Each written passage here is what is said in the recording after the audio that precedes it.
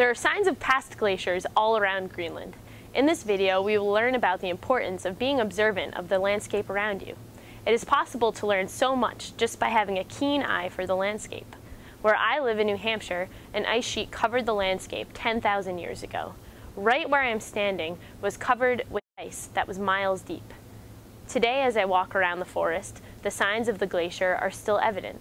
One can see scars on the rocks from the weight and the movement of the ice, and huge boulders that were picked up and carried by the glacier. These rocks then get dropped when the glacier retreats and melts. In Greenland, the ice sheet is still melting, leaving rocks and other evidence behind as it retreats. Scientists use these rocks to understand how glaciers move and when they last covered an area. Next, we will speak with a teacher and scientist here at Dartmouth. She is using the landscape in Greenland to uncover mysteries about the past climate of the Earth. My name is Meredith Kelly. I'm an assistant professor of earth sciences at Dartmouth College. What I do is I try to figure out how big and small glaciers were in the past.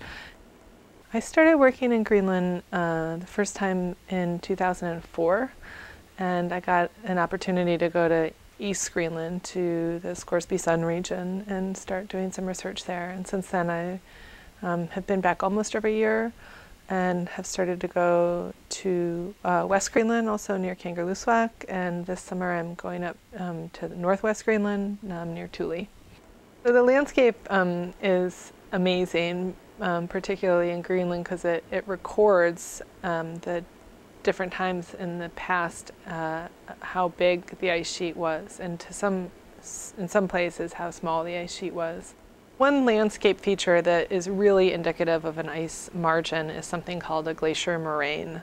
And a moraine is essentially a ridge of sediment that's just bulldozed up by the ice margin. And if we find a moraine in the landscape, we can say, okay, the ice was here. And the next aspect of what I want to understand about that landscape is the age of the moraine. So when was the ice there? And then we can tie it back into what was going on with climate at that time. Was it warm? Was it cold? Was it wet? Was it dry? I use a method that enables me to date a rock. When the surface of a rock is exposed to the atmosphere, it's exposed to all kinds of high energy particles that come in from space, that come in every day. When these high energy particles hit the surface of a rock, they cause reactions, chemical reactions within the rock, and specifically different elements are formed. And I measure one of these elements that's formed that's known as beryllium. So I can take a sample from the rock and figure out how much beryllium is in it. I can calculate how old that rock is, how long it's been sitting on the surface.